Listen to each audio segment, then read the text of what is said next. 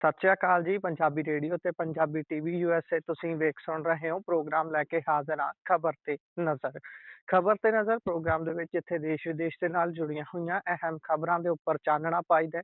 ਉੱਥੇ ਇਹਨਾਂ ਖਬਰਾਂ ਦਾ ਵਿਸ਼ਲੇਸ਼ਣ ਦੇ ਲਈ ਸਾਥ ਹੁੰਦਾ ਹੈ ਸਾਡੇ ਨਾਲ ਸੀਨੀਅਰ ਪੱਤਰਕਾਰ ਮਿੰਟੂ ਗੁਰਸਰੀਆ ਜੀ ਦਾ। ਸੋ ਕਰਦੇ ਹਾਂ ਉਹਨਾਂ ਦਾ ਪ੍ਰੋਗਰਾਮ ਦੇ ਵਿੱਚ ਸਵਾਗਤ। ਬਹੁਤ ਬਹੁਤ ਸਵਾਗਤ ਹੈ ਜੀ। ਜੀ ਸ਼ੁਕਰੀਆ ਸਾਰਿਆਂ ਨੂੰ। ਸਤਿ ਸ੍ਰੀ ਅਕਾਲ ਜੀ। ਸਤਿ ਸ਼੍ਰੀ ਅਕਾਲ ਜੀ। ਰੁੱਖ ਖਬਰਾਂ ਦਾ ਕਰਦੇ ਹਾਂ। ਸਭ ਤੋਂ ਪਹਿਲੀ ਖਬਰ ਤੇ ਜੇਕਰ ਆਈਏ ਤਾਂ ਐਂ ਜਾਪਦਾ ਜਿਵੇਂ ਪੰਜਾਬ ਸਰਕਾਰ ਨੇ ਆਪਣੀ ਫਜ਼ੀਅਤ ਕਰਾਉਣ ਦਾ ਠੇਕਾ ਕੁੱਲ ਮਿਲਾ ਕੇ ਆਪਣੇ ਸਿਰ ਤੇ ਲੈ ਲਿਆ ਹੋਵੇ। ਗੱਲ ਕੰਚਨਪ੍ਰੀਤ ਵਾਲੇ ਮਾਮਲੇ ਦੀ ਕਰੀਏ ਤਾਂ ਤਰਨਤਾਰਨ ਬਾਈ ਇਲੈਕਸ਼ਨ ਇੰਨੀ ਵੱਡੀ ਤੇ ਇੰਨੀ ਜਿੱਤ ਦੇ ਬਾਵਜੂਦ ਇੰਨੀ ਨਮੋਸ਼ੀਜਨਕ ਹੋ ਨਿਬੜੂਗੀ ਪੰਜਾਬ ਸਰਕਾਰ ਦੇ ਲਈ, ਭਗਵੰਤ ਮਾਨ ਹੋਣਾ ਦੇ ਲਈ ਇਹ ਕਿਸੇ ਨੇ ਸੋਚਿਆ ਨਹੀਂ ਹੋਊਗਾ। ਤੇ ਕੰਚਨਪ੍ਰੀਤ ਮਾਮਲੇ ਦੇ ਵਿੱਚ ਜੋ ਕੁਝ ਹੋਇਆ ਪਾਇਓ ਜਰਾ ਚਾਨਣਾ ਬੀਤੇ ਦਿਨ। ਦੇਖੋ, ਜੇ ਆਪਾਂ ਵੇਖੀਏ ਤਾਂ ਕੰਚਨਪ੍ਰੀਤ ਦਾ ਮਾਮਲਾ ਸੀਗਾ ਸਿੱਧੇ ਤੌਰ ਤੇ ਇਲੈਕਸ਼ਨ ਪ੍ਰਭਾਵਿਤ ਕਰਨ ਦਾ ਜਾਂ ਹੋਰ ਦੂਜਾ ਤੀਜਾ, ਪਰ ਇੱਕ ਕਥਿਤ ਆਡੀਓ ਵਾਇਰਲ ਹੋ ਰਹੀ ਆ ਜਿਹਦੇ ਵਿੱਚ ਮਤਲਬ ਕਿ ਆਮ ਆਦਮੀ ਪਾਰਟੀ ਦੇ ਹੀ ਸ਼ਾਇਦ ਕੋਈ ਲੀਡਰ ਨੇ ਤੇ ਹਰਮੀਤ ਸੰਧੂ ਦੇ ਜਿਹੜੇ ਆ ਉਹ ਸ਼ਾਇਦ ਨਜ਼ਦੀਕੀ ਆ। ਉਹ ਮਤਲਬ ਕਿ ਹਰਮੀਤ ਸੰਧੂ ਦੇ ਕੋਈ ਨਜ਼ਦੀਕੀ ਆ। ਉਹਦੀ ਆਡੀਓ ਅੰਮ੍ਰਿਤਪਾਲ ਸਿੰਘ ਦੇ ਨਾਲ ਵਾਇਰਲ ਹੋਈ ਆ, ਜਿਹਦੇ ਵਿੱਚ ਉਹ ਗੱਲ ਵੀ ਕਰਦੇ ਨਜ਼ਰ ਆ ਰਹੇ, ਵਿਰਸਾ ਸਿੰਘ ਵਲਟੋਆ ਦਾ ਜ਼ਿਕਰ ਕਰ ਰਹੇ ਆ, ਹਰਮੀਤ ਸੰਧੂ ਦਾ ਜ਼ਿਕਰ ਕਰ ਰਹੇ ਆ। ਤਾਂ ਫਿਰ ਇਹ ਬੜਾ ਵੱਡਾ ਸਵਾਲ ਬਣ ਜਾਂਦਾ ਹੈ ਕਿ ਕੀ ਇਹ ਆਡੀਓ ਫੇਕ ਹੈ? ਜੇ ਇਹ ਫੇਕ ਨਹੀਂ ਤਾਂ ਫਿਰ ਇਹਦੇ ਤੇ ਵੀ ਤੇ ਜਾਂਚ ਪੜਤਾਲ ਬਿਠਾਉਣੀ ਚਾਹੀਦੀ ਹੈ, ਇਹਦੇ ਤੇ ਵੀ ਤੇ ਕਾਰਵਾਈ ਹੋਣੀ ਚਾਹੀਦੀ ਹੈ। ਹੁਣ ਰਹੀ ਗੱਲ ਕੰਚਨਪ੍ਰੀਤ ਦੀ, ਦੇਖੋ ਉਸ ਮਾਮਲੇ ਦੇ ਵਿੱਚ ਕੀ ਹੋਇਆ ਕਿ ਤਕਨੀਕੀ ਤੌਰ ਤੇ ਦੇਖੋ, ਮਾਮਲਾ ਜਿਹੜਾ ਮਰਜ਼ੀ ਹੋਵੇ, ਕੇਸ ਮੁਕੱਦਮਾ ਜਿਹੜਾ ਮਰਜ਼ੀ ਹੋਵੇ, ਗ੍ਰਿਫਤਾਰੀ ਦਾ ਇੱਕ ਪ੍ਰੋਸੀਜਰ ਹੁੰਦਾ ਹੈ। ਪਹਿਲਾਂ ਨਛੱਤਰ ਗਿੱਲ ਦੀ ਗ੍ਰਿਫਤਾਰੀ ਦਾ ਪ੍ਰੋਸੀਜਰ ਇਹਨਾਂ ਦਾ ਸਹੀ ਨਹੀਂ ਹੋਇਆ। ਹੁਣ ਤੁਸੀਂ ਵੇਖੋਗੇ ਤਾਂ ਕੋਰਟ ਦੇ ਵਿੱਚ ਇਸ ਗ੍ਰਿਫਤਾਰੀ ਦੇ ਪ੍ਰੋਸੀਜਰ ਨੂੰ ਵੀ ਇਹ ਜਾਇਜ਼ ਨਹੀਂ ਠਹਿਰਾ ਸਕੇ। ਨਤੀਜਾ ਤੁਹਾਡੇ ਸਾਹਮਣੇ ਹੈ, ਗ੍ਰਿਫਤਾਰੀ ਡਿੱਗ ਪਈ।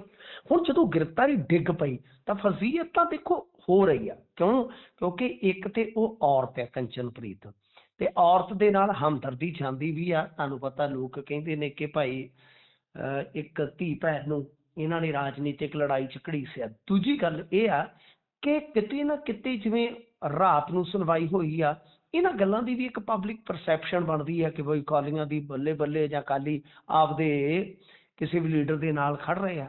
ਤਾਂ ਮੇਰੇ ਖਿਆਲ ਦੇ ਨਾਲ ਓਵਰਆਲ ਜੇ ਦੇਖੀਏ ਤਾਂ ਕੋਈ ਜ਼ਿਆਦਾ ਇਹਨਾਂ ਨੂੰ ਫਾਇਦਾ ਇਸ ਚੀਜ਼ ਤੋਂ ਹੁਣ ਤੱਕ ਨਹੀਂ ਹੋਇਆ। ਹਾਂ, ਵੈਸੇ ਜੇ ਤੁਸੀਂ ਵੇਖੋਗੇ ਤਾਂ ਜਿਹੜੇ ਪੁਲਿਸ ਦੇ ਦੋਸ਼ ਨੇ, ਪੁਲਿਸ ਕਹਿ ਰਹੀ ਆ ਕਿ ਇਹਨਾਂ ਨੇ ਮਤਲਬ ਕਿ ਅੰਮ੍ਰਿਤਪਾਲ ਸਿੰਘ ਬਾਠ ਨੇ ਇੱਕ ਫਰਜ਼ੀ ਪੜ੍ਹਾਈ ਦਾ ਸਰਟੀਫਿਕੇਟ ਬਣਾਇਆ, ਫਿਰ ਉਹਦਾ ਇਹਨਾਂ ਨੇ ਇਸਤੇਮਾਲ ਗਲਤ ਤਰੀਕੇ ਨਾਲ ਕਰਕੇ ਮੈਰਿਜ ਰਜਿਸਟ੍ਰੇਸ਼ਨ ਸਰਟੀਫਿਕੇਟ ਬਣਾਇਆ, ਅਤੇ ਇਸ ਤੋਂ ਇਲਾਵਾ ਜਿਹੜਾ ਪਾਸਪੋਰਟ ਆ ਉਹ ਵੀ ਗਲਤ ਨਾਂ ਦੇ ਨਾਲ ਹਾਸਲ ਕੀਤਾ। ਤੇ ਕੰਚਨਪ੍ਰੀਤ ਜਿਹੜੀ ਮਤਲਬ ਕਿ ਵਾਈਫ ਆਫ ਅੰਮ੍ਰਿਤਪਾਲ ਸਿੰਘ ਆ, ਕਿ ਉਹ ਉਸ ਪਾਸਪੋਰਟ ਤੇ ਟਰੈਵਲ ਕਰਦੀ ਹੈ ਜੋ ਹਰਪ੍ਰੀਤ ਸਿੰਘ ਦੇ ਨਾਮ ਤੇ ਹੈ, ਜਦ ਕਿ ਅੰਮ੍ਰਿਤਪਾਲ ਸਿੰਘ ਤੇ ਹਰਪ੍ਰੀਤ ਇੱਕੋ ਹੀ ਬੰਦਾ ਹੈ।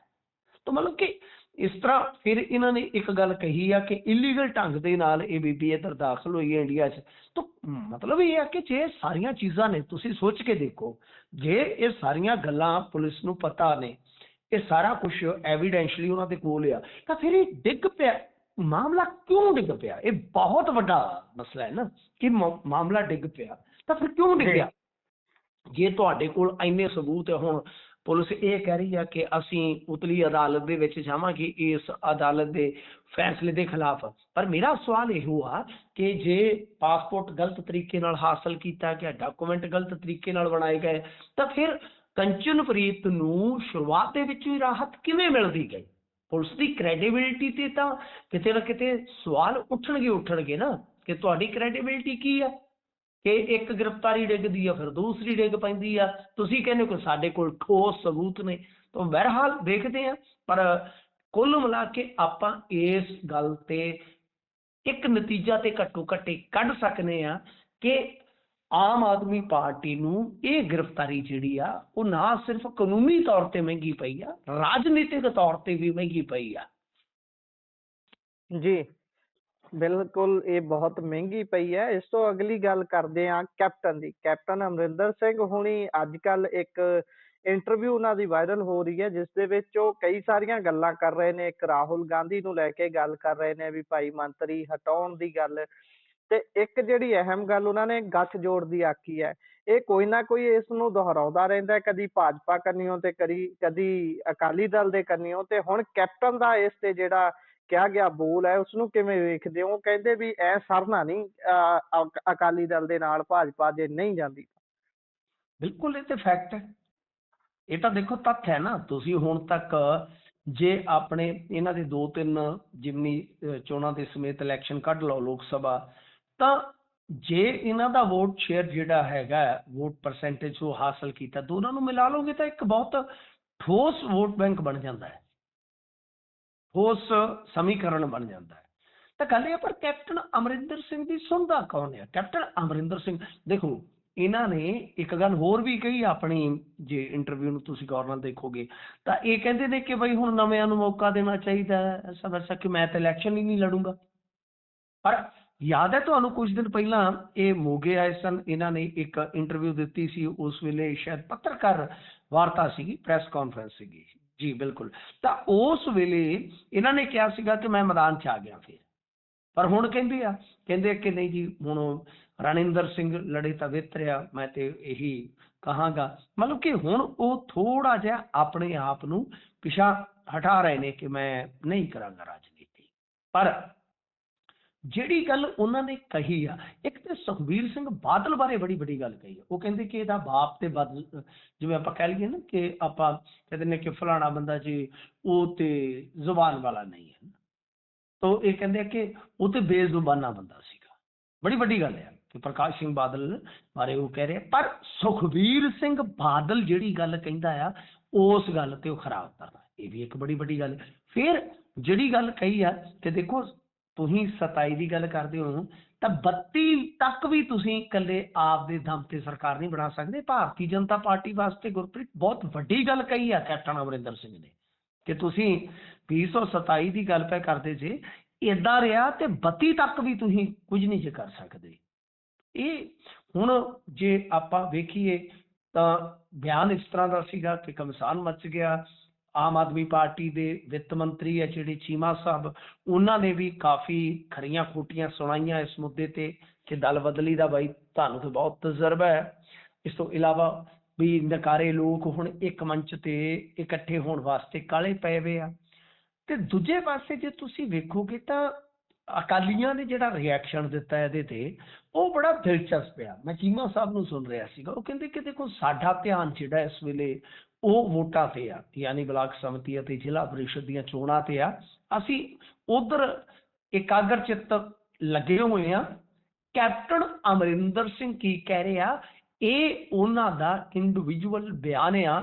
ਇਹਦੇ ਤੇ ਬਈ ਪਾਰਟੀਆਂ ਤਰੀਕੇ ਨਾਲ ਫੰਕਸ਼ਨਿੰਗ ਕਰਦੀਆਂ ਨੇ, ਸਾਡੇ ਉੱਤੇ ਹਾਲੇ ਕੋਈ ਇਹੋ ਜਿਹੀ ਨਾ ਕੋਈ ਗੱਲ ਹੈ, ਨਾ ਕੋਈ ਵਾਕ ਆ, ਨਾ ਹੀ ਕੋਈ ਭਾਜਪਾ ਨੇ ਡਾਇਰੈਕਟਲੀ ਪ੍ਰਪੋਜ਼ਲ ਦਿੱਤਾ ਸਾਨੂੰ, ਤੇ ਫਿਰ ਇਹਦੇ ਤੇ ਕਾਹਦਾ ਰਿਐਕਸ਼ਨ?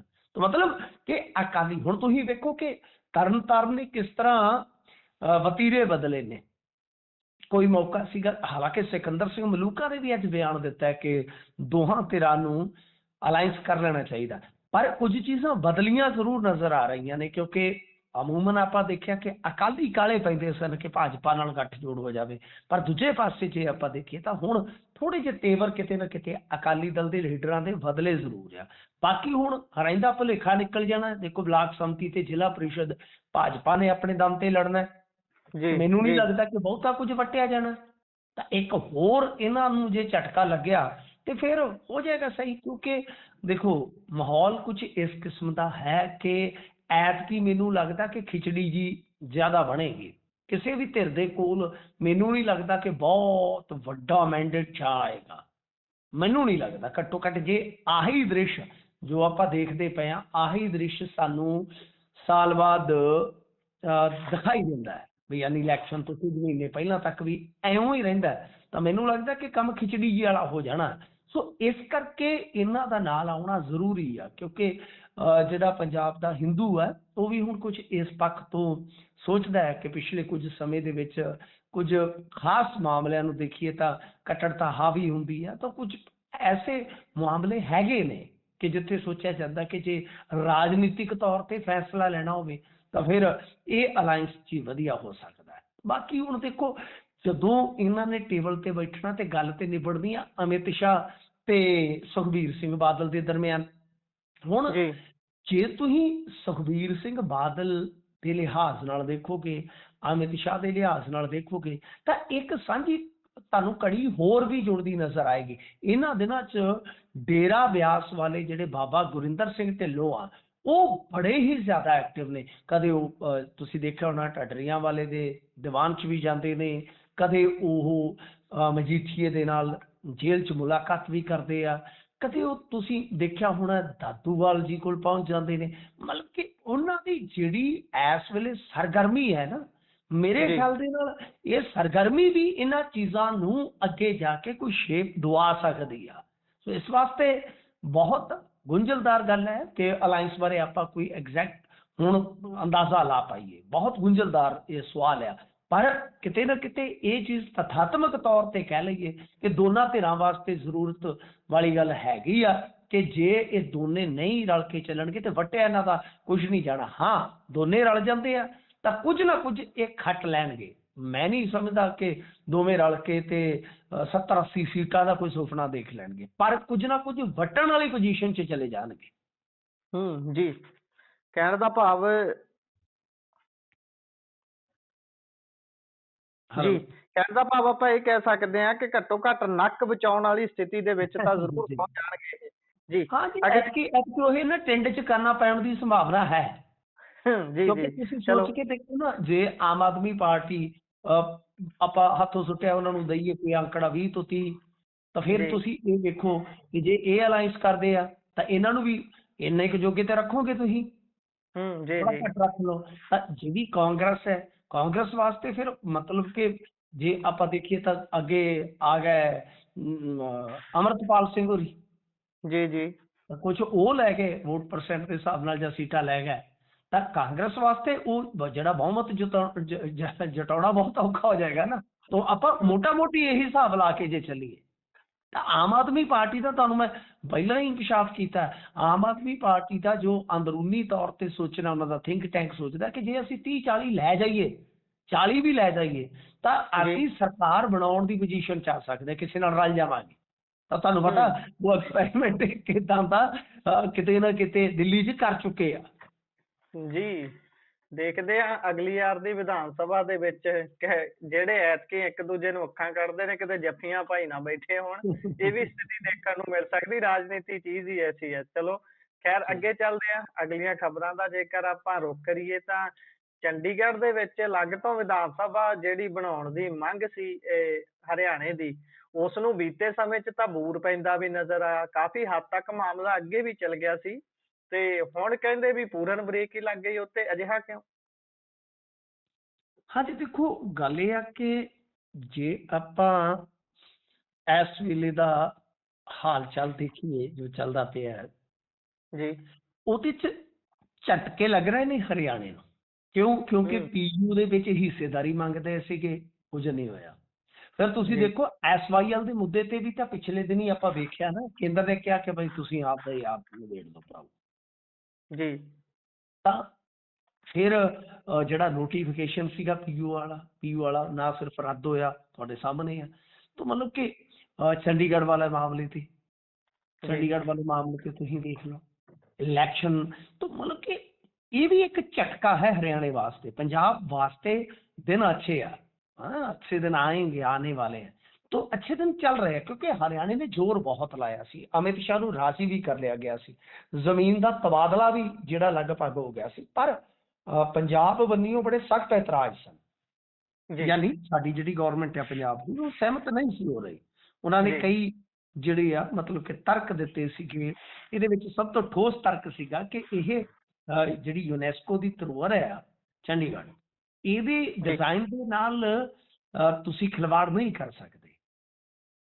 ਤਾਂ ਉੱਥੇ ਜੇ ਤੁਸੀਂ ਦੇਖੋਗੇ ਤਾਂ ਇੱਕ ਪੰਗਾ ਹੋਰ ਵੀ ਸੀ ਕਿ ਜਿਹੜੀ ਜ਼ਮੀਨ ਇਹਨਾਂ ਨੇ ਦਿੱਤੀ, ਯਾਨੀ ਜੋ ਪੇਸ਼ਕਸ਼ ਸੀ इधर पंचकूला ਦੇ ਸੈਕਟਰੀਅਲ ਸਾਈਡ ਤੇ, ਤਾਂ ਉਹ ਬੇਸ਼ੱਕ 10 ਦੇ ਬਜਾਏ 12 ਕਿੱਲੇ ਸੀ ਵਟਾਂਦਰਾ ਜਿਹੜਾ ਇਹਨਾਂ ਨੇ ਕਰਨਾ ਸੀਗਾ, ਪਰੰਤੂ ਉਸ ਜ਼ਮੀਨ ਦੇ ਵਿੱਚੋਂ ਨਾਲਾ ਲੰਘਦਾ ਸੀਗਾ ਜਿਹੜਾ ਕਿ ਜ਼ਮੀਨ ਨੂੰ ਕਹਿ ਲਓ ਕਿ ਦੋ ਹਿੱਸਿਆਂ 'ਚ ਵੰਡ ਦਿੰਦਾ ਸੀਗਾ। ਸੋ ਇਸ ਵਾਸਤੇ ਕਈ ਸਮੱਸਿਆਵਾਂ ਆ ਗਈਆਂ ਤੇ ਅਖੀਰ ਨਾ ਹੋ ਗਈ ਆ ਹਰਿਆਣੇ ਨੂੰ ਕਿ ਤੁਹਾਨੂੰ ਅੱਡ ਵਿਧਾਨ ਸਭਾ ਚੰਡੀਗੜ੍ਹ ਦੇ ਵਿੱਚ ਨਹੀਂ ਦਿੱਤੀ ਜਾ ਸਕਦੀ, ਤੇ ਕੇਂਦਰ ਦੇ ਗ੍ਰਹਿ ਮੰਤਰਾਲੇ ਨੇ ਤੇ ਇੱਥੋਂ ਤੱਕ ਕਹਿ ਦਿੱਤਾ ਕਿ ਹੁਣ ਇਸ ਖਿਆਲ ਨੂੰ ਛੱਡ ਦਿਓ, ਇਸ ਮਾਮਲੇ ਨੂੰ ਕਿਰਪਾ ਕਰਕੇ ਅੱਗੇ ਨਾ ਵਧਾਇਆ ਜਾਵੇ। ਤਾਂ ਇਹ ਝਟਕਾ ਹੈ, ਕਿਉਂਕਿ ਹਰਿਆਣਾ ਕੀ ਕਰਦਾ ਸੀਗਾ, ਹਰਿਆਣਾ ਕਹਿੰਦਾ ਸੀਗਾ ਕਿ ਜਦੋਂ ਪੁਨਰਗਠਨ ਹੋਇਆ ਯਾਨੀ ਦੋਵਾਂ ਸੂਬਿਆਂ ਦੀ ਵੰਡ ਹੋਈ 60-40 ਦੇ ਹਿਸਾਬ ਨਾਲ, ਕਿ ਵਿਧਾਨ ਸਭਾ ਦੇ ਵਿੱਚ ਜਿਹੜੀ ਸਾਨੂੰ ਜਗ੍ਹਾ ਮਿਲਣੀ ਚਾਹੀਦੀ ਸੀਗੀ, ਸਾਡੇ 20 ਦੇ ਆਸ-ਪਾਸ ਕਮਰੇ ਜਿਹੜੇ ਸੀਗੇ ਉਹ ਪੰਜਾਬ ਨੇ ਨੱਪ ਲਏ, ਤੇ ਸਾਡੇ ਕੋਲ ਜਗ੍ਹਾ ਥੋੜੀ ਆ। ਅਸੀਂ ਅੱਜ ਜਿਵੇਂ ਗਿਣਤੀ ਰੱਖਦੇ ਹਾਂ ਜੋ ਮਤਲਬ ਕਿ ਵਿਧਾਨ ਘਰਾਂ ਦੀ, ਉਹਦੇ ਹਿਸਾਬ ਕਿਤਾਬ ਦੇ ਨਾਲ ਸਾਨੂੰ ਜਗ੍ਹਾ ਖੁੱਲੀ ਚਾਹੀਦੀ ਆ। ਸੋ ਇਸ ਲਿਹਾਜ਼ ਦੇ ਨਾਲ, ਇਸ ਤਰਕ ਦੇ ਨਾਲ ਹਰਿਆਣਾ ਅੱਗੇ ਵਧ ਰਿਹਾ ਸੀਗਾ, ਪਰ ਹਰਿਆਣੇ ਦੀ ਅੱਡ ਵਿਧਾਨ ਸਭਾ ਦਾ ਮਤਲਬ ਚੰਡੀਗੜ੍ਹ ਦੇ ਵਿੱਚ ਪੰਜਾਬ ਦਾ ਜਿਹੜਾ ਸੀਗਾ ਨਾ, ਉਹ ਜੋ ਹਿੱਸਾ ਕਹਿ ਲਓ ਜਾਂ ਦਾਅਵਾ ਕਹਿ ਲਓ, ਕਮਜ਼ੋਰ ਕਰਦਾ ਸੀਗਾ। ਲਿਹਾਜ਼ਾ ਕਾਫੀ ਕੂਟਨੀਤਿਕ ਤਗੜੀ ਲੜਾਈ ਜਿਹੜੀ ਹੈ ਉਹ ਲੜੀ ਗਈ, ਪਰ ਫਿਰ ਵੀ ਮੈਂ ਕਹਾਂਗਾ ਕਿ ਇਸ ਮਾਮਲੇ ਦੇ ਵਿੱਚ ਆਮ ਆਦਮੀ ਪਾਰਟੀ ਦੀ ਗਵਰਨਮੈਂਟ ਨੇ ਚੰਗਾ ਕੰਮ ਕੀਤਾ, ਐਤਰਾਜ਼ ਵਗੈਰਾ ਜਿਹੜੇ ਆ ਬੜੇ ਠੋਕ ਕੇ ਲਾਏ, ਤੇ ਅਖੀਰ ਇਹ ਮਾਮਲਾ ਜਿਹੜਾ ਕਹਿ ਲਓ ਕਿ ਗਿਆ ਆਇਆ ਹੋ ਗਿਆ ਸਮਝੋ ਜੀ। ਉਧਰ ਐਮਪੀ ਅੰਮ੍ਰਿਤਪਾਲ ਸਿੰਘ ਹੋਣੀ ਉਹ ਅਦਾਲਤ 'ਚ ਗਏ ਹੋਏ ਨੇ, ਉਹਨਾਂ ਦੀ ਰਿਜੈਕਟ ਕਰ ਦਿੱਤੀ ਸੀ ਜਿਹੜੀ ਉਹਨਾਂ ਦੀ ਮੰਗ ਸੀ ਪੰਜਾਬ ਸਰਕਾਰ ਨੇ, ਤੇ ਇਸ ਤੇ ਹੁਣ ਅਹਿਮ ਸੁਣਵਾਈ ਜਿਹੜੀ ਸ਼ੁਰੂ ਹੋਈ ਹੈ, ਕੀ ਲੱਗਦਾ ਹੈ ਕਿਸੇ ਸਿਰੇ ਲੱਗੂਗੀ, ਕਿਉਂਕਿ ਉਧਰੋਂ ਸੈਸ਼ਨ ਤਾਂ ਸ਼ੁਰੂ ਹੋ ਗਿਆ ਜੀ? ਹਾਂਜੀ, ਉਹ ਤੇ ਤੁਹਾਨੂੰ ਮੈਂ ਪਹਿਲਾਂ ਹੀ ਦੱਸਤਾ ਸੀਗਾ ਜੀ, ਬਹੁਤ ਮੁਸ਼ਕਲ ਹੁੰਦਾ ਹੈ। ਤਾਂ ਬਹਰਹਾਲ ਗੱਲ ਇਹ ਹੈ ਕਿ ਜੋ ਪੈਰੋਲ ਦੀ ਰਿਜੈਕਸ਼ਨ ਹੋਈ ਆ, ਉਹਦੇ ਹੁਣ ਸਾਰੇ ਡਾਕੂਮੈਂਟ ਜਿਹੜੇ ਆ, ਸਾਰੇ ਦਸਤਾਵੇਜ਼ ਆ ਜਿਹੜੇ, ਉਹ Punjab and Haryana high court ਨੇ ਪਹਿਲਾਂ ਤਾਂ ਤਲਬ ਕੀਤੇ ਆ।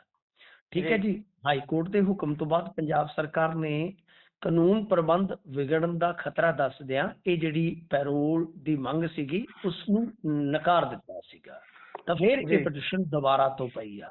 ਹੁਣ ਦੂਜੇ ਪਾਸੇ ਜੇ ਪੰਜਾਬ ਸਰਕਾਰ ਦੇ ਵਕੀਲ ਦੀ ਗੱਲ ਕਰੀਏ ਤਾਂ ਉਹਨਾਂ ਨੇ ਕਿਹਾ ਕਿ ਅੰਮ੍ਰਿਤਪਾਲ ਸਿੰਘ ਦੇ ਭਾਸ਼ਣ ਦੇ ਨਾਲ ਖਤਰਾ ਹੋ ਸਕਦਾ ਹੈ ਜੀ, ਤੇ NSA ਦੇ ਤਹਿਤ ਕੇਸ ਦਰਜ ਆ, ਤੇ ਕੋਈ ਵੀ ਇਹੋ ਜਿਹਾ ਪ੍ਰੋਵੀਜ਼ਨ ਨਹੀਂ ਹੈਗਾ ਕਿ ਉਹਨਾਂ ਨੂੰ ਸੰਸਦ ਭੇਜਿਆ ਜਾ ਸਕਦਾ, ਯਾਨੀ NSA ਦੇ ਵਿੱਚ। ਅੰਮ੍ਰਿਤਪਾਲ ਸਿੰਘ ਦੇ ਜਿਹੜੇ ਵਕੀਲ ਸਨ, ਉਹਨਾਂ ਨੇ ਕਿਹਾ ਕਿ ਸਾਨੂੰ ਸੰਸਦ ਦੇ ਵਿੱਚ ਫਿਜ਼ੀਕਲ ਸ਼ਾਮਲ ਨਹੀਂ ਹੋਣ ਦਿੱਤਾ ਜਾ ਰਿਹਾ, ਤੇ ਇਹੋ ਜਿਹੇ ਹਾਲਾਤ ਦੇ ਵਿੱਚ ਫਿਰ ਘੱਟੋ ਘੱਟ ਵਰਚੁਅਲ ਸਾਡਾ ਹਿੱਸਾ ਪਵਾ ਦਿਓ, ਮਤਲਬ ਕਿ ਵਰਚੁਅਲੀ ਸਾਡੀ ਸ਼ਮੂਲੀਅਤ ਕਰਵਾ ਦਿਓ। ਤਾਂ ਇਹਦੇ ਜਵਾਬ ਦੇ ਵਿੱਚ ਕੇਂਦਰ ਦੇ ਜਿਹੜੇ ਵਕੀਲ ਸਨ ਸਤਿਆਪਾਲ ਜੈਨ, ਉਹਨਾਂ ਨੇ ਕਿਹਾ ਕਿ ਸੰਸਦ ਦੇ ਵਿੱਚ ਹਿੱਸਾ ਲੈਣ ਦਾ ਇਹੋ ਜਿਹਾ ਕੋਈ ਤਰੀਕਾ ਹੈ ਹੀ ਨਹੀਂ, ਪ੍ਰਬੰਧ ਕੋਈ ਹੈ ਹੀ ਨਹੀਂ। ਤਾਂ ਹੁਣ ਇਹ ਜਿਹੜੀਆਂ ਦਲੀਲਾਂ ਇੰਨੀਆਂ ਕੁ ਆਈਆਂ ਨੇ, ਉਸ ਤੋਂ ਬਾਅਦ ਜਿਹੜੀ ਇਹ ਸੁਣਵਾਈ ਪਾ ਦਿੱਤੀ ਆ ਹੁਣ 8 ਦਸੰਬਰ ਤੇ, ਕਿਉਂਕਿ ਸਰਦ ਰੁੱਤ ਦਾ ਜਿਹੜਾ ਸੈਸ਼ਨ ਆ ਤੁਸੀਂ ਵੇਖੋਗੇ ਤੇ ਹੈ ਹੀ ਬੜਾ ਸੰਖੇਪ ਆ। ਮੇਰੇ ਖਿਆਲ ਦੇ ਨਾਲ ਇਹ ਜਿਹੜੀ ਸੁਣਵਾਈ ਆਉਂਦੀ ਹੈ ਲਗਭਗ ਇਹ ਤੇ ਇਖਤਤਾਮ ਤੇ ਚਲੇ ਜਾਣਾ, ਇਹ ਤੇ ਖਾਤਮੇ ਤੇ ਚਲੇ ਜਾਣਾ। ਸੋ ਬੜੀ ਗੁੰਜਾਇਸ਼ ਘੱਟ ਆ। ਮੈਂ ਪਹਿਲਾਂ ਹੀ ਕਿਹਾ ਸੀਗਾ ਕਿ ਅੰਮ੍ਰਿਤਪਾਲ ਸਿੰਘ ਨੂੰ ਪੈਰੋਲ ਪੰਜਾਬ ਸਰਕਾਰ ਨੇ ਨਹੀਂ ਦੇਣੀ। ਦੂਜੀ ਗੱਲ ਆ ਕਿ ਜਿਸ ਹਿਸਾਬ ਦਾ ਟਾਈਮ ਤੈਅ ਕੀਤਾ ਗਿਆ ਕਿ ਉਦੋਂ ਨੂੰ ਸੈਸ਼ਨ ਜਿਹੜਾ ਸਟਾਰਟ ਹੋ ਚੁੱਕਾ ਹੋਏਗਾ, ਲਗਭਗ ਉਹੀ ਹੋਇਆ, ਤੇ ਉਤੋਂ ਹੁਣ ਜਿਹੜੀ ਸੁਣਵਾਈ ਹੋਏਗੀ, ਕਿਉਂਕਿ ਰਿਕਾਰਡ ਜਿਹੜਾ ਦਸਤਾਵੇਜ਼ ਆ ਜਿਹੜੇ ਉਹ ਤਲਬ ਕੀਤੇ ਗਏ, ਉਸ ਤੋਂ ਬਾਅਦ ਕੋਰਟ ਨੇ ਕੋਈ ਫੈਸਲਾ ਲੈਣਾ ਹੈ, ਕੋਈ ਬਹਿਸ ਕਰਨੀ ਹੈ, ਤਾਂ ਉਹਦੇ ਵਾਸਤੇ ਵੀ ਤੇ ਸਮਾਂ ਤੁਸੀਂ ਮੰਨ ਕੇ ਚੱਲੋ ਨਾ ਕਿ ਹੋਰ ਲੱਗੇਗਾ। ਲਿਹਾਜ਼ਾ ਬਹੁਤ ਮੁਸ਼ਕਲ ਆ। ਹਾਂ, ਮੈਂ ਇਸ ਗੱਲ ਤੋਂ ਥੋੜਾ ਜਿਹਾ ਕਿਤੇ ਨਾ ਕਿਤੇ ਗੁਰਪ੍ਰੀਤ ਹੈਰਾਨ ਆ ਕਿ ਇੰਜੀਨੀਅਰ ਰਾਸ਼ਿਦ ਨੂੰ ਤੁਸੀਂ ਵੇਖਿਆ ਹੋਣਾ ਕਿ UAPA ਦੇ ਤਹਿਤ ਜੋ ਨਜ਼ਰਬੰਦ ਹੈ ਇਸ ਵੇਲੇ, ਵੀ ਉਹਨੂੰ ਇਜਾਜ਼ਤ ਮਿਲ ਗਈ ਆ, ਪਰ ਉਹ ਕੀ ਆ ਕਿ ਉਹ ਗਾਰਡ ਸਮੇਤ ਜਾਂਦਾ, ਮਤਲਬ ਕਿ ਪੈਰੋਲ ਨਹੀਂ। ਕਿ ਕੀ ਅੰਮ੍ਰਿਤਪਾਲ ਸਿੰਘ ਦੀ ਲੀਗਲ ਟੀਮ ਜੇ ਉਹ ਕਹਿੰਦੀ ਹੈ ਕਿ ਵਰਚੁਅਲ ਸ਼ਮੂਲੀਅਤ ਕਰਵਾ ਦਿੱਤੀ ਜਾਵੇ, ਪਰ ਕੀ ਉਹ ਇੰਜੀਨੀਅਰ ਰਸ਼ੀਦ ਵਾਂਗੂ ਇਹ ਆਪਸ਼ਨ ਨਹੀਂ ਸੀ ਇਸਤੇਮਾਲ ਕਰ ਸਕਦੇ ਕਿ ਜੇ ਇੱਕ ਮੈਂਬਰ ਪਾਰਲੀਮੈਂਟ UAPA ਦੇ ਤਹਿਤ ਬਣਦੇ ਆ ਤਾਂ ਉਹ ਆ ਜਾਂਦਾ ਹੈ ਯਾਨੀ ਪੁਲਿਸ ਦੀ ਹਿਰਾਸਤ ਦੇ ਵਿੱਚ, ਤਾਂ ਫਿਰ ਅੰਮ੍ਰਿਤਪਾਲ ਸਿੰਘ ਨੂੰ ਘੱਟੋ ਘੱਟ ਇਸ ਬਦਲ ਦੇ ਤਹਿਤ ਹੀ ਸ਼ਾਮਲ ਕਰਵਾ ਦਿਓ। ਇੰਟਰਸਟਿੰਗ ਸੀ ਇਹ, ਪਰ ਪਤਾ ਨਹੀਂ ਕਿਉਂ ਹੁਣ ਇਹਦੇ ਵਿੱਚ ਕੋਈ ਤਕਨੀਕੀ ਅੜਿੱਕਾ ਲੱਗਦਾ ਇਹਨਾਂ ਨੂੰ ਸ਼ਾਇਦ, ਤਾਂ ਹੋ ਸਕਦਾ, ਜਾਂ ਹੋ ਸਕਦਾ ਕਿ ਆਉਣ ਵਾਲੇ ਸਮੇਂ ਦੇ ਵਿੱਚ ਇਸ ਕਾਨੂੰਨੀ ਬਦਲ ਤੇ ਵੀ ਇਹ ਵਿਚਾਰ ਕਰਨ। ਬਹਰਹਾਲ 8 ਤਰੀਕ ਦੀ ਹੁਣ ਸੁਣਵਾਈ ਜਿਹੜੀ ਆ ਉਹ ਗਾਂਹ ਪੈ ਗਈ ਆ। ਬਹੁਤ ਔਖਾ ਹੈ, ਬਹੁਤ ਔਖਾ ਹੈ, ਜਿਵੇਂ ਆਪਾਂ ਅੱਗੇ ਵੀ ਗੱਲਾਂ ਕਹੀਆਂ ਨੇ, ਬਹੁਤ ਔਖਾ ਹੈ ਅਮਰਤਪਾਲ ਸਿੰਘ ਦਾ ਇਸ ਸੈਸ਼ਨ ਦੇ ਵਿੱਚ ਵੀ ਹਿੱਸਾ ਲੈਣਾ। ਜੀ। ਸੋ ਸਥਿਤੀ ਬੜੀ ਗੁੰਝਲਦਾਰ ਹੈ, ਦੇਖਦੇ ਹਾਂ ਬਣਦਾ ਕੀ ਹੈ ਅੱਗੇ। ਜੇਕਰ ਚੱਲੀਏ ਤਾਂ ਖਬਰ ਹੈ ਕਿ ਇੱਕ ਹੋਰ ਦੁਕਾਨਦਾਰ ਦਾ ਗੋਲੀਆਂ ਮਾਰ ਕੇ ਕਤਲ ਕਰ ਦਿੱਤਾ ਗਿਆ। ਬਹੁਤ ਭਿਆਨਕ ਖਬਰਾਂ ਨੇ। ਤੁਸੀਂ ਦੇਖਿਆ ਹੋਣਾ ਕਿ ਵਿਆਹ ਦੇ ਵਿੱਚ ਗੈਂਗਵਾਰ ਹੋ ਜਾਂਦਾ ਹੈ, 2 ਨਿਰਦੋਸ਼ ਮਰ ਜਾਂਦੇ ਨੇ ਲੁਧਿਆਣੇ। ਸੋਚ ਕੇ ਦੇਖੋ, ਵਿਆਹ ਦੇ ਵਿੱਚ 50-60 ਫੈਰ, 2 ਗੈਂਗਾਂ ਟਕਰਾ ਜਾਂਦੀਆਂ ਨੇ ਇੱਕ ਦਿਨ। ਤੇ ਇੱਧਰ ਪੱਟੀ ਇਲਾਕੇ ਦੇ ਵਿੱਚ ਤੇ ਨਾ ਮਤਲਬ ਕਿ ਜਿਹੜੇ ਕੁਝ ਗੈਂਗਸਟਰ ਸੀ ਉਹ ਇੱਕ ਪੈਲਸ 'ਚ ਪਾਰਟੀ ਕਰਦੇ ਫੜੇ ਗਏ। ਹਿਸਾਬ ਲਾ ਲਓ, ਜਿਵੇਂ ਗਾਣਾ ਨੀ, ਜਸ਼ਨ ਮਨਾਏ ਜਾਣਗੇ, ਜਸ਼ਨ ਹੋ, ਤਾਂ ਮਤਲਬ ਕਿ ਜਸ਼ਨ ਮਨਾਉਂਦੇ ਫੜੇ ਨੇ ਅੱਜ ਵੀ। ਅੱਛਾ, ਇਸ ਤੋਂ ਪਹਿਲਾਂ ਵੀ ਤੁਹਾਨੂੰ ਯਾਦ ਹੋਣਾ ਹੈ ਜਿੱਦਣ ਅੰਮ੍ਰਿਤਸਰ ਦੇ ਬੱਸ ਅੱਡੇ ਦੇ ਵਿੱਚ ਬੰਦਾ ਮਾਰਿਆ ਨੇ, ਉਸੇ ਦਿਨ ਇੱਕ ਦੁਕਾਨਦਾਰ ਦਾ ਕਤਲ ਹੋਇਆ ਸੀਗਾ, ਕਿਉਂਕਿ ਉਹਦੇ ਕੋਲੋਂ ਵੀ 30 ਲੱਖ ਰੁਪਈਆ ਰੰਗਦਾਰੀ ਮੰਗੀ ਜਾ ਰਹੀ ਸੀ। ਇਹ ਖਡੂਰ ਸਾਹਿਬ ਹਲਕੇ ਦਾ ਪਿੰਡ ਹੈ ਪੁੱਲਰ, ਸੜਕ ਵਿੱਚੋਂ ਦੀ ਲੰਘਦੀ ਆ, ਉੱਤੇ ਕਰਿਆਨਾ ਸਟੋਰ ਆ। ਕਰਿਆਨਾ ਸਟੋਰ ਤੇ ਅੱਜ 2 ਲੁਟੇਰੇ ਪਹੁੰਚਦੇ ਨੇ। ਉਹ ਮਤਲਬ ਕਿ ਮੰਗ ਕਰਦੇ, ਡਿਮਾਂਡ ਕਰਦੇ ਸ਼ਾਇਦ ਪੈਸਿਆਂ ਦੀ, ਪਿਸਤੌਲ ਦੀ ਨੋਕ ਤੇ। ਜਦੋਂ ਉਹ ਦੁਕਾਨਦਾਰ 47 ਕੁ ਵਰ੍ਹਿਆਂ ਦਾ ਦਲਜੀਤ ਸਿੰਘ ਵਿਰੋਧਤਾ ਕਰਦਾ ਹੈ ਤਾਂ 3 ਫਾਇਰ ਕਰਦੇ ਨੇ, ਜਿਹਦੇ ਵਿੱਚੋਂ ਇੱਕ ਫਾਇਰ ਜਿਹੜਾ ਹੈ ਉਹ ਦੁਕਾਨਦਾਰ ਦੇ ਦਿਲ ਦੇ ਆਸ-ਪਾਸ ਲੱਗਦਾ ਤੇ ਉਹ ਮਰ ਜਾਂਦਾ ਜੀ। ਦੱਸਿਆ ਕਿ ਘਟਨਾ ਦੇ ਵੇਲੇ ਉਹਦਾ ਮੁੰਡਾ ਵੀ ਸੀ, ਉਹ ਬਚ ਗਿਆ। ਤਾਂ ਉਸ ਤੋਂ ਬਾਅਦ ਉਹ ਬਾਹਰ ਨਿਕਲਦੇ ਨੇ, ਜਦੋਂ ਲੋਕ ਭੱਜ ਕੇ ਉੱਧਰ ਨੂੰ ਆਉਂਦੇ ਆ ਤਾਂ ਉਹ ਲੋਕਾਂ ਵੱਲ ਵੀ ਪਿਸਟਲ ਤਾਣਦੇ ਨੇ, ਤੁਸੀਂ ਹਿਸਾਬ ਲਾ ਲਓ। ਤੇ ਫਿਰ ਉਸ ਤੋਂ ਬਾਅਦ ਕੁਝ ਸਕਿੰਟਾਂ 'ਚ ਉਹ ਹਮਲਾਵਰ ਜਿਹੜੇ ਆ, ਉਹ ਸ਼ੂਟਰ ਜਿਹੜੇ ਭੱਜ ਜਾਂਦੇ ਨੇ ਇੱਥੋਂ। ਤੁਸੀਂ ਸੋਚ ਕੇ ਦੇਖੋ ਸਰ, ਪੰਜਾਬ ਦੇ ਵਿੱਚ ਕੀ ਚੱਲ ਰਿਹਾ ਕਿ ਇੱਕ ਦੁਕਾਨਦਾਰ, ਕਰਿਆਨਾ ਸਟੋਰ, ਉਹਦੇ ਤੋਂ ਵਸੂਲੀ ਮੰਗੀ ਜਾ ਰਹੀ ਆ। ਸਿੱਧੇ ਦਿਨ, ਚਿੱਟੇ ਦਿਨ ਜਾਂਦੇ ਆ, ਲਿਆ ਪੈਸਾ, ਹੱਦ ਹੋ ਗਈ ਆ। ਤਾਂ ਮਤਲਬ ਕਿ ਕੋਈ ਡਰ, ਕੋਈ ਭੈ ਹਾਈ। ਹਾਲਾਂਕਿ ਐਨਕਾਊਂਟਰ ਬਹੁਤ ਹੋ ਰਹੇ ਨੇ ਪੰਜਾਬ ਦੇ ਵਿੱਚ, ਐਨਕਾਊਂਟਰ ਬਹੁਤ ਹੋ ਰਹੇ ਨੇ, ਪਰ ਬਾਵਜੂਦ ਇਸ ਦੇ ਜਿਹੜੇ ਇਸ ਤਰ੍ਹਾਂ ਦੇ ਕ੍ਰਿਮੀਨਲ ਐਲੀਮੈਂਟ ਆ, ਉਹ ਕਿਤੇ ਨਾ ਕਿਤੇ ਇੰਨਾ ਜ਼ਿਆਦਾ ਨਿਰਭੀਕ ਹੋਏ ਬੈਠੇ ਨੇ, ਇੰਨੇ ਜ਼ਿਆਦਾ ਨਿਡਰ ਹੋਏ ਬੈਠੇ ਨੇ ਕਿ ਕੋਈ ਡਰ ਹੀ ਨਹੀਂ ਹੈ। ਗੋਲੀ ਦਾ ਵੀ ਡਰ ਨਹੀਂ ਹੈ, ਪੁਲਿਸ ਦਾ ਵੀ ਡਰ ਨਹੀਂ ਹੈ। ਤਾਂ ਬਹਰਹਾਲ ਬਹੁਤ ਜ਼ਿਆਦਾ ਇਹ ਦਹਿਸ਼ਤ ਵਾਲੀ ਘਟਨਾ ਹੈ ਜਿਹੜੀ ਵਾਪਰੀ ਆ ਮਾਝੇ ਦੇ ਵਿੱਚ। ਮਾਝਾ ਇੱਕ ਵਾਰੀ ਫੇਰ ਅੱਜ ਗੋਲੀਆਂ ਦੀ ਗੂੰਜ ਦੇ ਨਾਲ ਕੰਬਿਆ। ਜੀ। ਇਹ ਗੈਂਗਸਟਰਵਾਦ ਤੇ ਗੱਲਾਂ ਤਾਂ ਸਰਕਾਰਾਂ ਬਹੁਤ ਕਰਦੀਆਂ ਨੇ ਵੀ ਭਾਈ ਜਲਦੀ ਤੋਂ ਜਲਦੀ ਪੰਜਾਬ ਛੱਡ ਜਾਓ, ਨਹੀਂ ਤਾਂ ਗੋਲੀ ਤਿਆਰ ਹੈ, ਫਿਰ ਐਂ ਹੀ ਹੋਊ। ਇਹ ਕਹਿਣ ਨੂੰ ਗੱਲਾਂ ਚੰਗੀਆਂ ਲੱਗਦੀਆਂ ਨੇ, ਪਰ ਗੈਂਗਸਟਰਵਾਦ ਵੀ ਹੁਣ ਉਹ ਸੁੰਡੀ ਵਰਗਾ ਹੋ ਗਿਆ ਜਿੱਥੇ ਜਿਹੜਾ ਮਰਜ਼ੀ ਛਿੜਕਾ ਕਰ ਲਓ।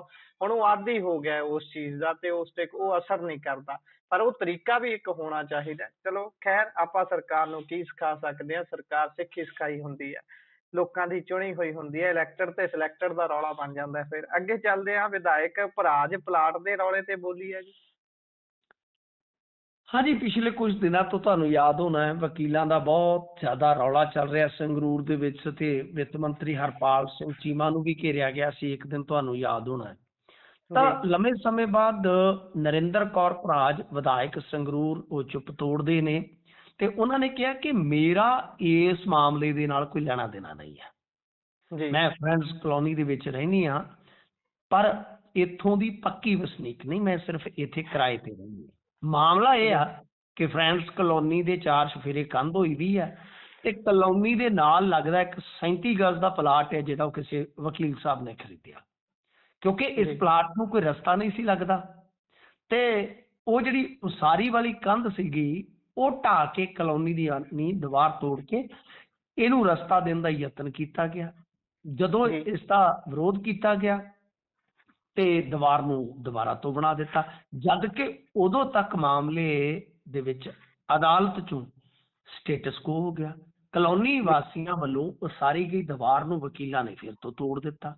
ਮਤਲਬ ਉਹ ਕਹਿੰਦੇ ਨੇ ਕਿ ਚਲੋ ਕਲੋਨੀ ਵਾਲਿਆਂ ਨੇ ਤੇ ਸਟੇਟਸ ਕੋ ਦਾ ਉਲੰਘਣ ਕੀਤਾ, ਉਹ ਅਣਜਾਣ ਹੋਣਗੇ, ਵਕੀਲਾਂ ਨੇ ਕੀ ਕੀਤਾ, ਯਾਨੀ ਦੋਨਾਂ ਧਿਰਾਂ ਨੇ ਕਿਤੇ ਨਾ ਕਿਤੇ ਸਟੇਟਸ ਕੋ ਵਾਲਾ ਜਿਹੜਾ ਨਿਯਮ ਹੈ ਤੋੜਿਆ। ਉਹ ਉਹਨਾਂ ਦਾ ਕਹਿਣਾ ਹੈ ਕਿ ਮੇਰਾ ਨਾਮ ਇਸ ਮਾਮਲੇ ਦੇ ਵਿੱਚ ਧੱਕੇ ਨਾਲ ਜੋੜਿਆ ਜਾ ਰਿਹਾ। ਦੇਖੋ, ਬੀਬੀ ਭਰਾਜ ਦਾ ਇਹ ਕੋਈ ਪਹਿਲਾ ਵਿਵਾਦ ਨਹੀਂ ਹੈ। ਤੁਹਾਨੂੰ ਯਾਦ ਹੋਣਾ ਟਰੱਕ ਯੂਨੀਅਨ ਵਾਲਾ ਵਿਵਾਦ ਕਿੰਨਾ ਜ਼ਿਆਦਾ ਭਖਿਆ ਸੀ, ਬਹੁਤ ਜ਼ਿਆਦਾ ਭਖਿਆ ਸੀ ਕਿ ਇੱਥੋਂ ਤੱਕ ਕਿ ਇੱਕ ਬੰਦੇ ਨੇ ਆਤਮ ਹੱਤਿਆ ਤੱਕ ਦੀ ਕੋਸ਼ਿਸ਼ ਕੀਤੀ ਸੀਗੀ।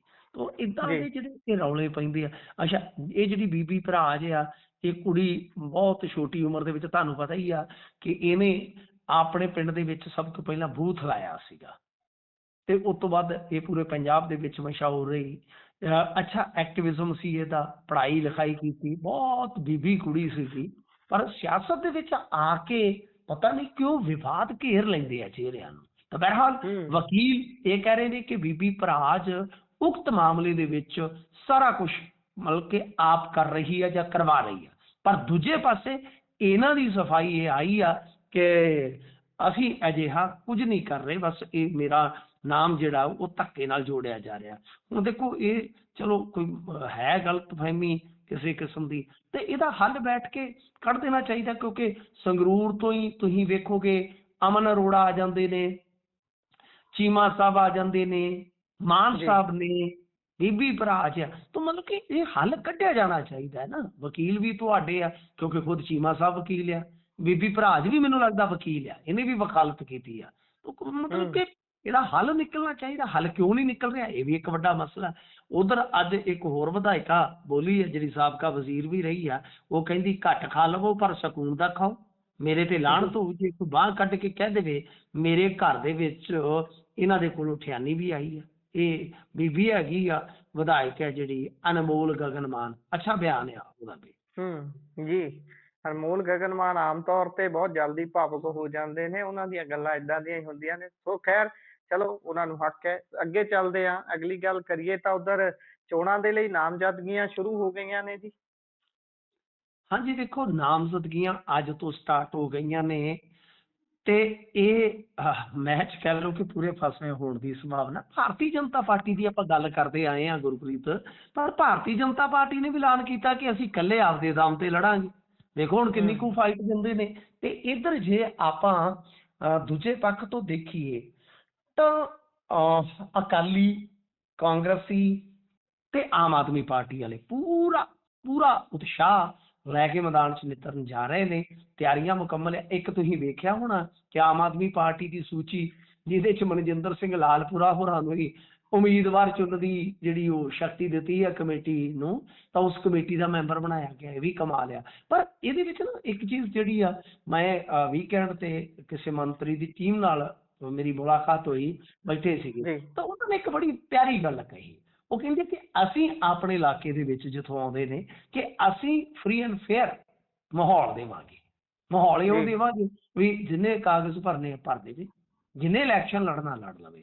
ਜੇ ਅਸੀਂ ਜੀ ਹਾਰ ਵੀ ਗਏ ਕਿਤੋਂ ਮੰਨ ਲਓ, ਤਾਂ ਅਸੀਂ ਉਸਨੂੰ ਸੀਰੀਅਸਲੀ ਲਵਾਂਗੇ ਕਿ ਯਾਰ ਸਾਡੀ ਇੱਥੇ ਕਮਜ਼ੋਰੀ ਆ। ਤਾਂ ਉਹ ਵੀ ਜੀ ਤੁਸੀਂ ਦੇਖੋ ਕਿ ਹੈਗੇ ਨੇ ਇਹਨਾਂ ਦੇ ਵਿੱਚੋਂ ਵੀ ਬੰਦੇ। ਪਰ ਸਭ ਤੋਂ ਵੱਡਾ ਮਸਲਾ ਹੁਣ ਇਹੋ ਆ ਕਿ ਇਲੈਕਸ਼ਨ ਕੰਡਕਟ ਕਿਸ ਤਰੀਕੇ ਨਾਲ ਕਰਾਇਆ ਜਾਂਦਾ ਹੈ। ਕਿ ਜੀ ਵਾਕਿਆ ਬਿਲਕੁਲ ਸਹੀ ਢੰਗ ਦੇ ਨਾਲ, ਨਿਰਪੱਖ ਢੰਗ ਦੇ ਨਾਲ ਇਲੈਕਸ਼ਨ ਹੋਏਗਾ। ਜੇ ਹੋਏਗਾ ਤਾਂ ਫਿਰ ਪਤਾ ਲੱਗੂਗਾ ਕਿ ਕੌਣ ਕਿੰਨੇ ਪਾਣੀ 'ਚ ਹੈ। ਜੀ ਵੇਖਦੇ ਹਾਂ ਬਣਦਾ ਕੀ ਹੈ। ਇਸੇ ਦੇ ਨਾਲ ਪ੍ਰੋਗਰਾਮ ਦਾ ਸਮਾਂ ਇੱਥੇ ਹੀ ਸਮਾਪਤ ਹੁੰਦਾ ਹੈ। ਤੁਸੀਂ ਜੁੜੇ ਜਾਣਕਾਰੀਆਂ ਸਾਂਝੀਆਂ ਕੀਤੀਆਂ, ਬਹੁਤ ਬਹੁਤ ਧੰਨਵਾਦ। ਧੰਨਵਾਦ।